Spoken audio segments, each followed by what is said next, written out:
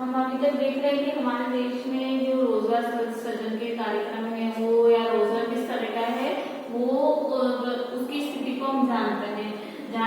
अब हम देखते हैं हमारे देश में अनएम्प्लॉयमेंट बेरोजगारी किस तरह की है। तो हम हमेशा देखते रहते हैं, हम अपने घरों में या आसपास लोगों को देखते हैं कि वो न्यूज़पेपर में आर्टिकल के थ्रू कोई रोजगार ढूंढ रहे हैं या अपने रिलेटिव्स को कहते हैं कि वो अपने को जॉब पे लगा दे या अपना कहीं पर बायोडेटा देकर आते हैं, जो अपना वो करिकुलम लेकर आते हैं, बायोडेटा देख के आते हैं कि उन्हें उनके लायक कोई जॉब हो तो जब भी आवश्यकता हो तो उन्हें जॉब मिल जाए। या फिर वो कई बार हम देखते हैं कि शहरों में या ऐसी जगह में एक जगह बहुत सारे लोग ग्रुप बना के खड़े हैं, तो वो इसलिए खड़े होते हैं कि उस दिन उनको कोई रोजगार मिल जाए, उस दिन के लिए कोई रोजगार मिल जाए, जिसे हम दिहाड़ी मजदूर के नाम से भी जानते हैं। तो इस तरह से लोग रोजगार तलाश करने के काम करते हैं। तो कुल मिलाकर बेरोजगारी क्या हो, ये सभी लोग क्या है बेरोजगार में। बेरोजगारी क्या हो तो नेशनल सैम्पलिंग सर्वे ऑर्गेनाइजेशन राष्ट्रीय प्रतिदर्श सर्वेक्षण संगठन के अनुसार बेरोजगारी वह अवस्था है, अनएम्प्लॉयमेंट एक ऐसी सिचुएशन है जिसमें व्यक्ति काम के अभाव में without any work he is having no work, काम के अभाव में बिना काम करे तो रह जाता है क्योंकि उसके पास वर्क नहीं है, इसीलिए वो काम नहीं कर पा रहा। दैट इज कॉल्ड बेरोजगारी। ये बेरोजगारी कहलाती है, जो कि राष्ट्रीय प्रतिदर्श सर्वेक्षण संगठन के द्वारा जारी की गई है या बताई की गई है। ये व्यक्ति अनएम्प्लॉयड तो होते हैं, कार्यरत तो नहीं होते हैं, लेकिन अपने जो हमने अभी पढ़ा कि जो वो रोजगार जो एम्प्लॉयमेंट ऑफिसेस होते हैं, रोजगार कार्यालय है या मीडिएटर्स है या रिलेटिव्स हैं आदि के माध्यम से या अपना बायोडेटा देकर आवेदन करके किसी पोस्ट के लिए वो किसी भी वर्तमान परिस्थितियों में जो भी उस समय की सर्कमस्टेंसेस के उसके अकॉर्डिंग काम करने को रेडी हो जाते हैं। उस समय की जो वेजेस हैं, उस समय की जो मजदूरी दर है उसमें काम करने को तैयार हो जाते हैं, चाहे वो मजदूरी उनकी कैपेबिलिटी से कम ही ना हो, लेकिन वो क्योंकि उनके पास काम नहीं है और हमारे देश में आर्थिक स्थिति लोगों की इतनी अच्छी नहीं है कि वो बहुत लंबे समय तक बेरोजगार रह सके, तो किसी भी कंडीशन में काम करने के लिए तैयार हो जाते हैं।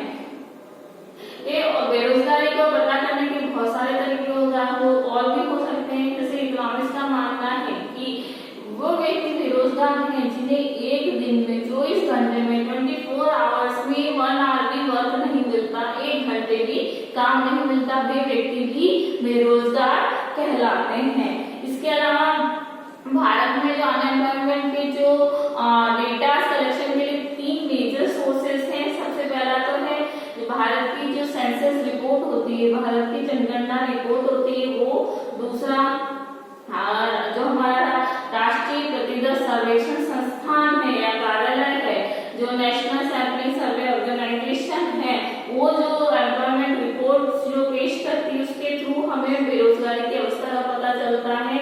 और इसके अलावा जो तीसरी जो सोर्स है हमारे इंडिया में अनएम्प्लॉयमेंट को जानने का, वो है रोजगार और प्रशिक्षण निदेशालय रिपोर्ट, जो director general of employment and training data of registration. ये जो तीनों जो संस्थान है, ऑर्गेनाइजेशन है, ये अपनी रिपोर्ट पेश करती है कि हमारे देश में कितना एम्प्लॉयमेंट है और कितने लोग अनएम्प्लॉयमेंट है।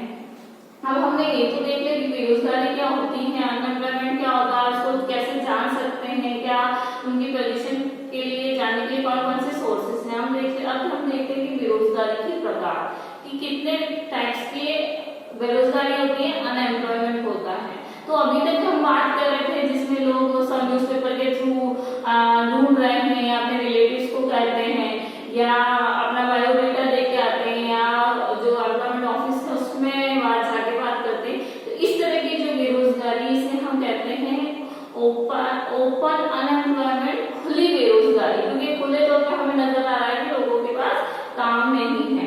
इसके अलावा और दूसरे तरह की बेरोजगारी होती है जिसे हम कहते हैं प्रच्छन्न बेरोजगारी या डिस्गाइज अनएम्प्लॉयमेंट। अब प्रच्छन्न बेरोजगारी क्या है, इसे हम एक एग्जांपल के थ्रू समझते हैं। और ये बेसिकली ज्यादातर एग्रीकल्चर सेक्टर में ज्यादा होती है, कृषि क्षेत्र में ज्यादा होती है।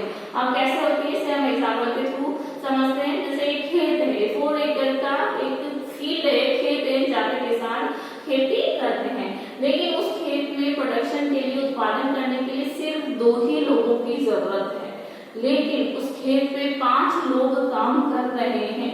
जरूरत कितने की? 2 लोगों की, और काम कितने कर रहे हैं? 5 लोग, और उत्पादन उतना ही होगा जितने 2 लोग प्रोडक्शन करेंगे उतना ही 5 लोग प्रोडक्शन करेंगे।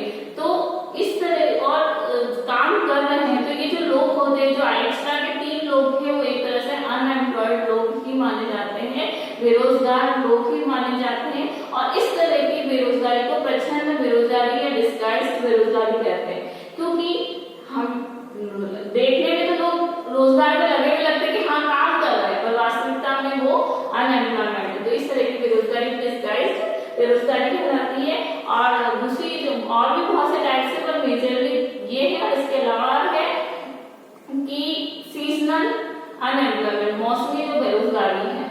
हम देखते हैं कि कई बार जो लोग हैं ना शहरों में कुछ समय के लिए काम करने जाते हैं, लेकिन जैसे ही सीजन वर्षा ऋतु स्टार्ट हो जाती है या खेती के जो सीजन है वो शुरू हो जाता है, तो लोग अपने गाँव लौट आते हैं। तो ये क्या है? इस तरह की बेरोजगारी मौसमी बेरोजगारी है। कैसे कि जब तक मौसम होता है, सीजन होता है, वो खेती करते हैं, और फिर क्योंकि बिना सीजन के उनके पास कोई काम नहीं होता, तो वो शहरों में रोजगार की तलाश में चले जाते हैं, फिर नहीं भी जाते हो। तो इस तरह की बेरोजगारी मौसमी बेरोजगारी कहलाती है, जो मौसम पे डिपेंड करती है, सीजन पे डिपेंड करती है। इसके अलावा दूसरे इंडस्ट्रियल सेक्टर्स भी उसमें भी होती है। जैसे कोई जो व्यक्ति है वो क्रैकर्स का बिजनेस कर रहा है, तो उसका क्रैकर का बिजनेस दिवाली पे चलेगा। अगर कोई राखी का बिजनेस कर रहा है तो राखी पे चलेगा। तो ये जो सीजन के अकॉर्डिंग वर्क हो गया होगा। तो ये जो ऐसे एम्प्लॉयमेंट है, जो जब तक सीजन है तब तक उनके पास एम्प्लॉयमेंट है, और जैसे सीजन खत्म हुआ वो अनएम्प्लॉयड हो गए, बेरोजगार हो गए। तो इस तरह की बेरोजगारी मौसमी बेरोजगारी कहलाती है। और भारत में जो रोजगार समृद्धि की जो दर है वो भारत कम है। क्यों? क्योंकि भारत में कोई भी कम है, काम में लगे हुए तो रहते हैं, पर ग्रोथ रेट बहुत कम है। क्योंकि भारत में कोई भी लोग लंबे समय तक, बहुत लॉन्ग पीरियड तक अनएम्प्लॉयड नहीं रह सकता। क्यों? क्योंकि हम पहले भी बात कर चुके, क्योंकि उनकी इकोनॉमिक कंडीशन इतनी कम होती है, वो किसी भी सिचुएशन में कितनी भी कम पेमेंट पे काम करने को रेडी हो जाते हैं, क्योंकि उनकी आर्थिक दशा इतनी अच्छी नहीं होती, जिसके कारण से वो अच्छे से रोजगार नहीं मिल पाता। तो भी वो ऐसे रोजगार में चले जाते हैं जो या तो बहुत अनहेल्दी हो, रिस्की हो, और बहुत ज्यादा अस्वास्थ्यकर हो। तो ऐसे रोजगार को करने में भी वो चले जाते हैं, क्योंकि वो बहुत लंबे समय तक बेरोजगार नहीं रह सकते उनकी इकोनॉमिक कंडीशन की वजह से। तो इस तरह की बेरोजगारी भी हमारे देश में पाई जाती है। इसके अलावा बहुत सारे ऐसे तरीके हैं जिसके द्वारा सेंट्रल जो गवर्नमेंट है, जो हमारी केंद्र सरकार है या राज्य सरकार है, एम्प्लॉयमेंट जनरेशन के बहुत सारे प्रोग्राम डेवलप करती है। कुछ हमने पढ़े भी थे पहले, जो हमारा पॉवर्टी का चैप्टर है उसमें हमने पढ़ा भी था कि क्योंकि पॉवर्टी तभी दूर होगी जब उन्हें रोजगार मिलेगा, रोजगार मिलेगा तो उनकी अनएम्प्लॉयमेंट भी दूर होगी। केंद्र सरकार काफी कुछ केंद्र और स्टेट गवर्नमेंट काफी कुछ रोजगार सृजन के लिए, एम्प्लॉयमेंट जनरेट करने के लिए काफी वर्क कर रही है। उसके बारे में कुछ पढ़ चुके हैं थोड़ा, और हम यहाँ पे उसके बारे में डिस्कस करते हैं। अब हम देखते हैं जो गवर्नमेंट है वो एम्प्लॉयमेंट सृजन के लिए, एम्प्लॉयमेंट जनरेशन के लिए, जनरेट करने के लिए क्या क्या कर रही है। जो सरकार है रोजगार के सृजन के कार्यक्रमों में किस तरह से अपनी भूमिका निभा रही है। तो हमने चैप्टर 4 पॉवर्टी में पहले भी पढ़ा था, और अभी हम दोबारा डिस्कस करते हैं कि सरकार ने एम्प्लॉयमेंट जनरेशन के लिए, जनरेट करने के लिए सबसे जो बड़ा प्रोग्राम चलाया था, जिसे मनरेगा के नाम से जानते हैं, जिसका नाम था महात्मा गांधी ग्रामीण रोजगार गारंटी की योजना, जो कि 2005 में चलाया गया था, जिसके अंतर्गत ग्रामीण क्षेत्रों में अकुशल श्रमिकों को भी 100 दिन के लिए रोजगार की गारंटी दी जाती है और रोजगार सृजन कार्यक्रम में ये सबसे बड़ा कदम माना जाता है, जिसके लिए सरकार ने अपना कदम या उपाय जो सुझाए हैं उसमें सबसे बड़ा ये कदम माना जाता है। सर जो समय समय पे जो हमारे सेंट्रल गवर्नमेंट है या स्टेट गवर्नमेंट है एम्प्लॉयमेंट जनरेट करने के लिए, रोजगार सृजन करने के लिए बहुत सारे उपाय भी करती है, बहुत सारे कार्यक्रम भी चलाती है, जिससे कि हम अपने अपना रोल प्ले करती है, महत्वपूर्ण भूमिका निभाती है। इनके जो प्रोग्राम्स हैं उसको हम दो वर्गों में डिवाइड कर सकते हैं, प्रत्यक्ष और अप्रत्यक्ष, डायरेक्ट और इनडायरेक्ट। तो सरकार कई बार क्या होता है सार्वजनिक क्षेत्रों में नियुक्तियां निकालती है, सरकार के बहुत सारे उद्योग धंधे हैं, होटल्स है, जिसके लिए वो नियुक्तियां निकालती है, रोजगार प्रदान करती है। तो इस तरह के जो रोजगार होते हैं वो प्रत्यक्ष रूप में होते हैं, क्योंकि सरकार प्रत्यक्ष रूप से नियुक्तियां हर व्यक्ति को प्रदान करती है और उनको रोजगार जनरेट किया जाता है, सृजित किया जाता है। और जब जो सरकार के विभिन्न होटल्स हैं, उद्योग धंधे या जो भी सरकारी कंपनियां हैं, उनमें प्रत्यक्ष रोजगार के द्वारा उत्पादन में वृद्धि होती है, तो उससे संबंधित जो उत्पादन करने वाली कंपनियां हैं उनके वो या निजी क्षेत्र की कंपनियां हैं, वहां पर भी रोजगार अवसरों का सृजन होता है। इसे हम एक एग्जाम्पल के थ्रू समझ सकते हैं, जिसमें हम देखते हैं कि सरकार की इस्पात मिल कंपनी है, जिसमें वो कर्मचारियों की नियुक्ति करती है और जिसके द्वारा उसके उत्पादन में वृद्धि होती है और रोजगार का सृजन करती है। अब जब सरकार की इस्पात मिल कंपनी के उत्पादन में वृद्धि हुई, तो जो सरकार को इस्पात का पूर्ति करती है, जिस कच्चे माल की पूर्ति करती है, उसके यहाँ भी निजी हम मान सकते हैं वैसे जो निजी कंपनी हो सकती है, तो उसमें यहाँ पे भी रोजगार अवसरों का सृजन होता है। तो इस तरह का जो रोजगार सृजन होता है वो अप्रत्यक्ष रोजगार जनरेट कहा जाता है या अप्रत्यक्ष रोजगार सृजन किया जाता है, क्योंकि प्रत्यक्ष रूप से जहाँ रोजगार जनरेट किया है वहां पर उत्पादन करने से उससे संबंधित कंपनियां जो उस कंपनी को कच्चे माल की पूर्ति कर रही है वहां पर भी उत्पादन बढ़ने लगा और वहां पर उत्पादन बढ़ने लगा तो वहां पर भी रोजगार जनरेट होने लगा। तो ये एक तरह का अप्रत्यक्ष रोजगार सृजन हुआ। और सरकार जो गरीबी निवारण के लिए जो कार्यक्रम चलाती है, जो पॉवर्टी को दूर करने के लिए जो सरकार प्रोग्राम्स चलाती है, वो कार्यक्रम चलाती है, वो एक तरीके से रोजगार सृजन का कारण भी करते हैं, क्योंकि पॉवर्टी तभी दूर होगी जब उन्हें एम्प्लॉयमेंट मिलेगा और एम्प्लॉयमेंट मिला तो सरकार की अनएम्प्लॉयमेंट की जो प्रॉब्लम है वो भी दूर होती है।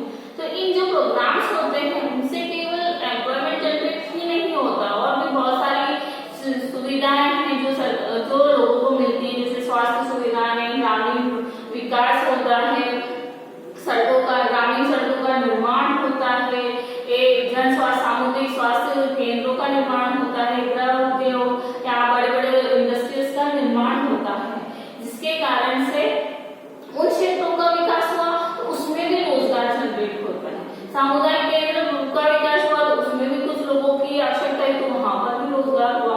तो प्रत्यक्ष और अप्रत्यक्ष रूप से एक काम दूसरे काम के लिए रोजगार जनरेट करता है। तो सरकार इस दिशा में अपने काफी कदम उठाती है और जो बेरोजगारी की समस्या है, जो हमारे देश में बहुत बड़ी समस्या है, उसे दूर करने के लिए अपने एफर्ट्स करती रहती है।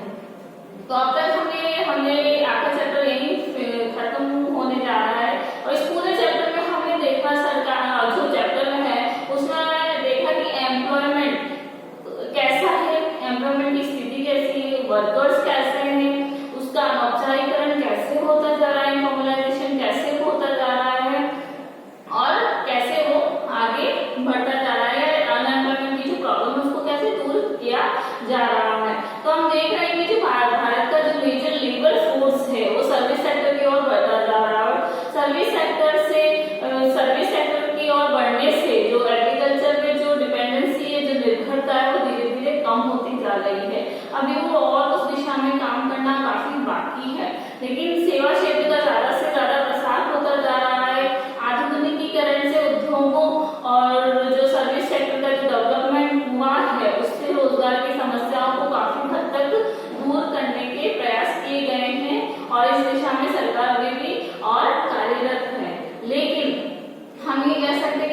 जितना भी अभी सरकार हमारे प्रयास कर रही है वो उनमें कुछ कमियां हैं जिसे दूर करने की जरूरत है, जिससे कि क्योंकि हम जानते हैं भारत एक बहुत ही पावरफुल कंट्री है, अगर इसके रिसोर्सेज को अच्छे से यूटिलाइज किया जाएगा तो ये विश्व की सबसे बड़ी अर्थव्यवस्था के बनकर उभर सकती है, जिसके बारे में हम पहले भी पढ़ चुके हैं कि भारत अगर अपने रिसोर्सेज का अच्छे से यूटिलाइज करे तो वो अमेरिका और चाइना के बाद थर्ड पोजीशन पे आ सकती है, जबकि वो भी 7th पोजीशन पे है। तो कितने ज्यादा